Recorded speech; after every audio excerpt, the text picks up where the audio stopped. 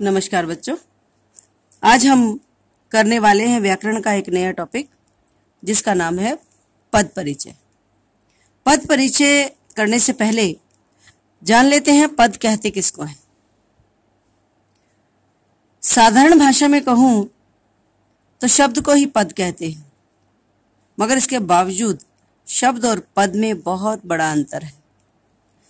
शब्द जब तक स्वतंत्र होता है, अकेला होता है, तब तक वो शब्द होता है। लेकिन जब शब्द वाक्य में प्रयोग हो जाता है, तब वो शब्द न रह करके पद बन जाता है। यानी पद की अगर हमें परिभाषा लिखनी हो तो हम कह सकते हैं वाक्य में प्रयोग हुए शब्द को ही पद कहते हैं। यानी जो शब्द वाक्य में प्रयोग हो जाता है वो ही पद कहलाता है। और पद परिचय उसी पद का व्याकरण के दृष्टिकोण से, व्याकरण के नियमों के अनुसार उस पद के बारे में जानकारी देना, उसका परिचय देना पद परिचय कहलाता है।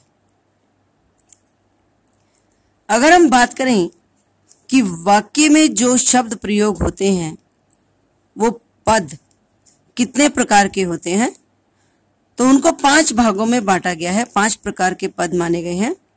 पहला है संज्ञा पद, दूसरा सर्वनाम पद, तीसरा विशेषण पद, चौथा क्रियापद और 5वां अव्यय पद। अव्यय पद को अविकारी पद भी कह देते हैं। और ये 5 प्रकार के होते हैं: क्रिया विशेषण, संबंध बोधक, समुच्चय बोधक, विस्मयादि बोधक और निपात। अव्यय के बारे में विस्तार से बाद में चर्चा करेंगे। फिलहाल पद परिचय के महत्वपूर्ण जो बिंदु हैं, यानी पद परिचय करने से पहले कुछ बातें आपका जानना जरूरी है, जिनके आधार पर आप बड़ी आसानी से पद परिचय कर पाएंगे।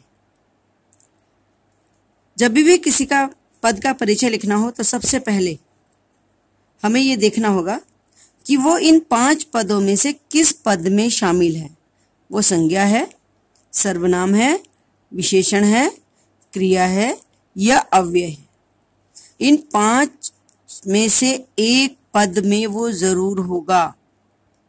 जो भी वाक्य में शब्द प्रयोग होते हैं वो इन 5 पदों के अंतर्गत ही आते हैं।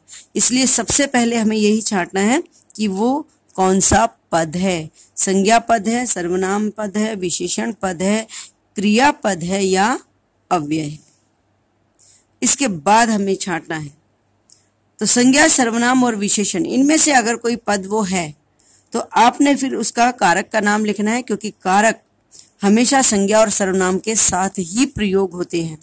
इसलिए आपको कारक, कर्ता और कर्म के रूप में, क्योंकि संज्ञा सर्वनाम का प्रयोग होता है, तो आपको ये लिखना पड़ेगा कि वो कर्ता कारक है या कर्म कारक है, या कोई और भी विभक्ति लगी होगी तो आप विभक्ति के अनुसार कारक का नाम लिख सकते हैं। फिर आपको लिखना होगा वचन क्या है। जिस पद का आप परिचय दे रहे हैं वो एक वचन में है कि बहुवचन में है। और उसके बाद आपने उसी पद का लिंग बताना है, स्त्रीलिंग में है या पुल्लिंग में है। ये 4 पॉइंट्स आपको तब बताने हैं जब आपका पद संज्ञा, सर्वनाम और विशेषण के अंतर्गत हो। लेकिन अगर वही पद क्रियापद है तो क्रियापद में लिंग और वचन लिखने के बाद आपको काल और वाच्य लिखना भी जरूरी है। काल में 3 काल के मोटे तौर पर 3 ही भेद हैं, और अगर इससे ज्यादा गहराई में आपको काल का भेद पता है तो लिखना, अदरवाइज गलत मत लिखना। तो वर्तमान काल है, भूतकाल है, भविष्यत काल है। और वाच्य क्रिया के अनुसार, क्योंकि वाच्य पहचाना जाता है, तो आपने उसमें वाच्य का नाम भी लिखना है कि वो कौन सा वाच्य है, कर्तृवाच्य है, कर्म वाच्य है या भाववाच्य। अब पद परिचय के कुछ एग्जाम्पल देख लेते हैं ताकि थोड़ा सा और आपको क्लियर हो जाए पद परिचय। एग्जाम्पल है रवि स्कूल जाता है, और इसमें हर एक शब्द को अंडरलाइन किया गया है। एग्जाम में भी इसी तरीके से आता है, और अंडरलाइन किए हुए शब्द का ही, पद का ही आपने परिचय लिखना है। तो सबसे पहले है रवि। नियम के अनुसार सबसे पहले हम पद छाटेंगे। संज्ञा, सर्वनाम, विशेषण, क्रिया और अव्यय में से ये है संज्ञा पद। तो सबसे पहले आप लिखेंगे इसको कि ये संज्ञा पद है। तो संज्ञा पद। फिर संज्ञा पद में वो कर्ता है, कर्म है, क्रिया कारक कौन सा है, क्योंकि इसमें विभक्ति नहीं लगी है मगर ये क्रिया को करने वाला है, इसलिए इसको लिखेंगे कर्ता। कारक भी लिख सकते हैं आप, इसको क्रिया का कर्ता भी लिख सकते हो। उसके बाद लिंग, पुल्लिंग में है। रवि शब्द जो है वो पुल्लिंग है और साथ में ये एक वचन भी है। बस इतने पॉइंट्स लिखने हैं और इसका पद परिचय पूरा हुआ। अगला है स्कूल। स्कूल की भी बात करें क्योंकि ये भी एक नाम है। किसी भी व्यक्ति का, वस्तु का नाम हो संज्ञा पद में ही आता है। तो पहला हो गया संज्ञा पद। फिर इसमें भी विभक्ति नहीं लगी है लेकिन कर्म है, क्योंकि क्रिया में जो कार्य होता है वो कर्म कारक कहलाता है। जाने की क्रिया तो हो रही है पर उस जाने की क्रिया में जो काम हो रहा है, क्या, कहाँ और किसको, क्रिया के पहले आप ये शब्द लगा लीजिए। इसका जो भी जवाब आएगा वो कर्म कारक कहलाएगा।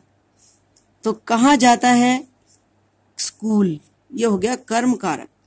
और फिर स्कूल शब्द पुल्लिंग है और एक वचन भी।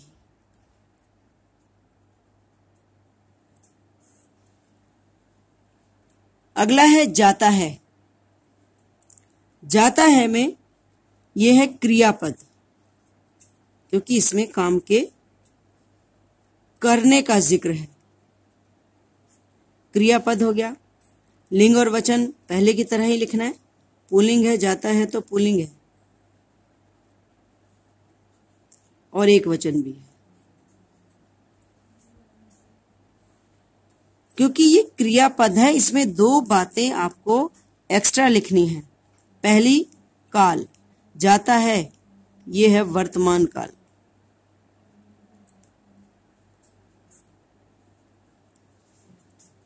अगर आपको वर्तमान काल का उपभेद पता है तो बेहतर है, अदरवाइज गलत लिखने की जरूरत नहीं है।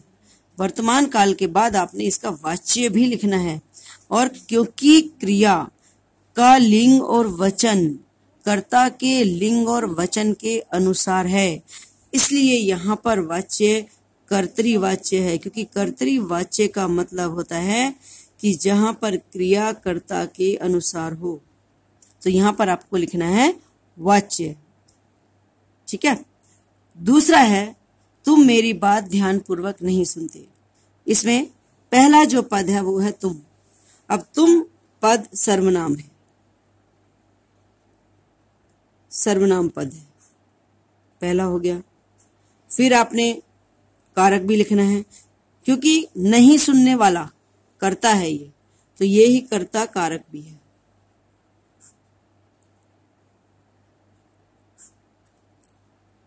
तुम शब्द, अब सर्वनाम को स्त्रीलिंग और पुल्लिंग ध्यान से देखना होगा। अगर ये स्त्रीलिंग में होता तो मे बी सुनती शब्द होता, इसलिए आप इसको पुल्लिंग लिखेंगे। ज्यादा कंफ्यूजन हो सर्वनाम में आप दोनों भी लिख सकते हो और एक वचन भी है। जहां पर लगे कि ये स्त्रीलिंग और पुल्लिंग दोनों हो सकता है तो आप उसमें स्लैश डाल के दोनों भी लिख सकते हो। मेरी बात, अब मेरी बात है यहां पर कर्म कारक।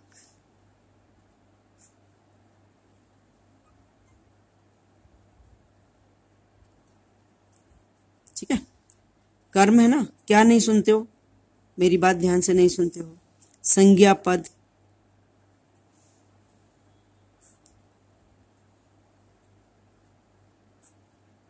स्त्रीलिंग शब्द है मेरी बात और एक वचन। अगर बातें होता तो यही बहुवचन हो जाता।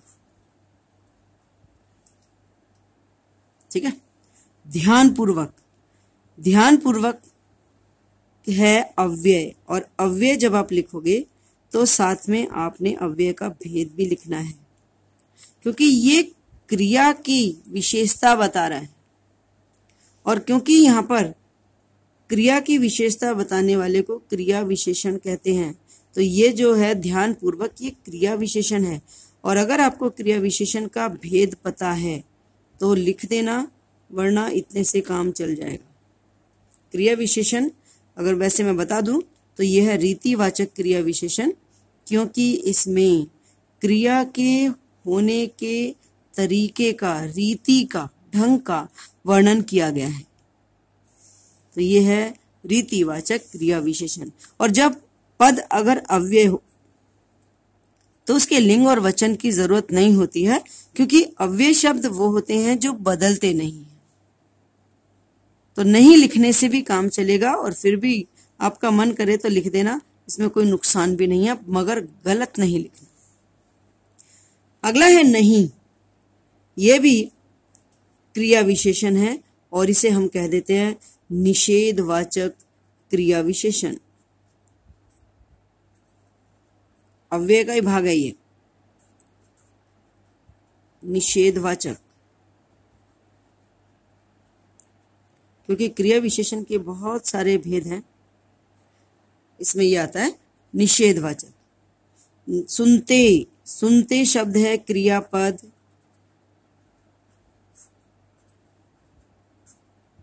आपको अगर पता है क्रिया का भेद अकर्मक है, सकर्मक है या कोई और, तो लिख सकते हैं, वरना क्रियापद लिखना भी काफी है। उसके बाद आप लिंग और वचन में लेंगे तो पुल्लिंग, क्योंकि क्रिया कर्ता के अनुसार है।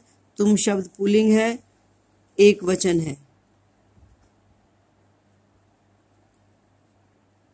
सुनते, अगर तुम के साथ सब होता तो ये बहुवचन में चला जाता, अभी ये एक वचन में ही है। काल, काल है इसमें सुनते हो, काल है इसमें वर्तमान काल। ठीक है।